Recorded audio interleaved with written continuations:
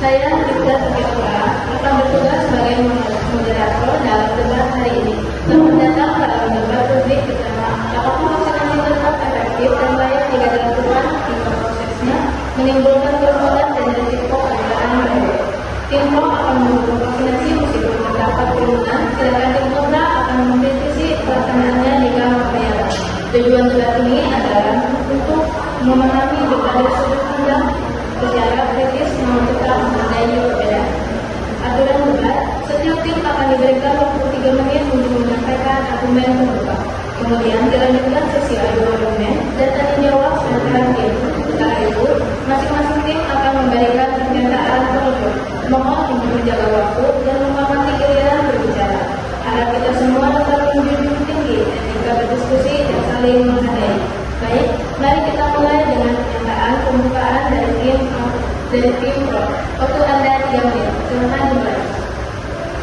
Assalamualaikum warahmatullahi wabarakatuh. Selamat sejahtera bagi kita semua. Kami dari tim Pro berdiri untuk menyatakan bahwa vaksinasi adalah langkah Indonesia yang efektif dan telah berani menghadapi pandemi. Dan tidak boleh dihentikan hanya karena pelaksanaan teknisnya belum sempurna. Dalam sejarah kesehatan global, tidak ada intervensi yang cepat dan efektif vaksin COVID-19 dalam menyelamatkan nyawa. Oleh karena itu, segala tantangan yang muncul di lapangan harus disikapi dengan solusi teknis, bukan pembahasan program. Terima kasih. Terima kasih kepada tim Pro. Selanjutnya kami persilakan tim Kontra untuk menyampaikan pernyataan pembuka. Waktu Anda juga 3 menit. Silakan. Assalamualaikum warahmatullahi wabarakatuh. Salam sejahtera bagi kita semua. Kami dari tim Kontra berdiri di sini untuk menolak vaksinasi. Melainkan untuk mengingat bahwa pelaksanaan vaksinasi yang buruk, khususnya yang dilakukan kerumunan besar, dapat menciptakan kluster baru dan membahayakan kesehatan. Kita tidak bisa melakukan keselamatan rakyat dan menjaga angka tanpa memperhatikan kualitas pelaksanaannya. Vaksinasi tidak perlu menjadi bom waktu karena buruknya sistem distribusi. Terima kasih. Baik, pertama kami persilakan pembicara satu dari tim Pro untuk menyampaikan argumen mereka. Vaksin telah menyelamatkan lebih dari 20 juta nyawa secara global. Di Indonesia, lebih dari 204 juta warga sudah divaksinasi, menurunkan kematian akibat COVID-19 secara drastis. Meski dalam praktek kerumunan, itu bukan alasan untuk menghentikan program vaksinasi.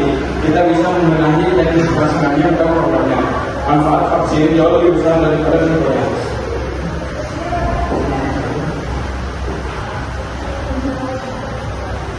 Baik, untuk tim Kontra silakan menyampaikan argumen Anda. Baik, terima kasih. Kami bukan menolak vaksinasi, tapi menolak praktik buruknya penelitian UGM. Menunjukkan 30% lokasi vaksinasi di Jawa tidak punya sistem antigen berjalan. Banyak lokasi bahkan tidak punya verifikasi hukum. Alih-alih melindungi justru menularkan. Terima kasih. Baik, negara seperti Korea Selatan berhasil menghindari kerumunan dalam penjadwalan digital. Di Indonesia, vaksinasi terlebih juga telah dilakukan. Jadi masalah kesehatan bisa diselesaikan dengan inovasi, bukan dengan menolak vaksin. Kita butuh solusi, bukan penambahan. CDC menyebut antibodi baru terbentuk 7-14 hari setelah suntikan. Jika seseorang terpapar di lokasi vaksinasi karena kerumunan, vaksin takkan bisa melindungi kita, tak butuh kecepatan semua yang justru mengorbankan keselamatan.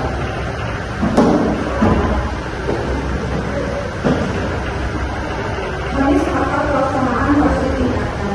Tapi mari kita duduk pada vaksinasi cepat. Indonesia mungkin masih dalam masa puncak pandemi. Angka kematian turun dari 3,4% menjadi 0,7% pada tahun 2022. Tetap vaksinasi masalah. Kami tidak menoleransi kerumunan, tapi jangan salahkan vaksinasinya atas kesalahan teknis di lapangan. Kami tidak meminta program dihentikan selamanya, kami menuntut pelaksanaan yang bertanggung jawab. Vaksinasi masal di tempat padat dan tanpa kontrol menciptakan kluster baru, bukan epidemiologi. Penanggulangan penyakit yang justru menjadi penyebab penularan. Baik, kita sekarang memasuki sesi tanggapan mereka. Masing-masing tim dapat menanggapi argumen lawan. Baik, Kami mengapresiasi kepemimpinan tim Pemda, tapi dalam kondisi kritis kita harus bergerak cepat. Jika kita buru-buru dan tidak tunggu kesiapan semua, banyak yang awalnya terancam. WHO menyatakan bahwa herd immunity bisa dicapai hanya jika 70-80% penduduk divaksin. Menunda program karena ketidakpastian teknis berarti menunda keselamatan.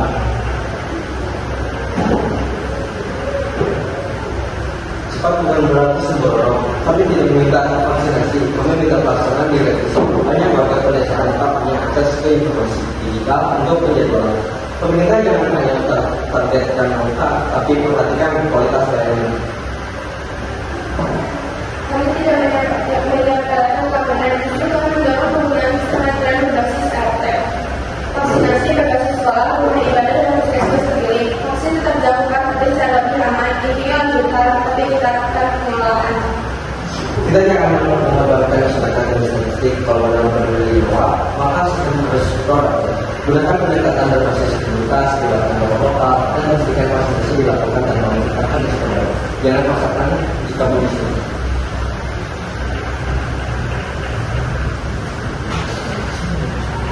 Baik, terima kasih kepada ketua tim.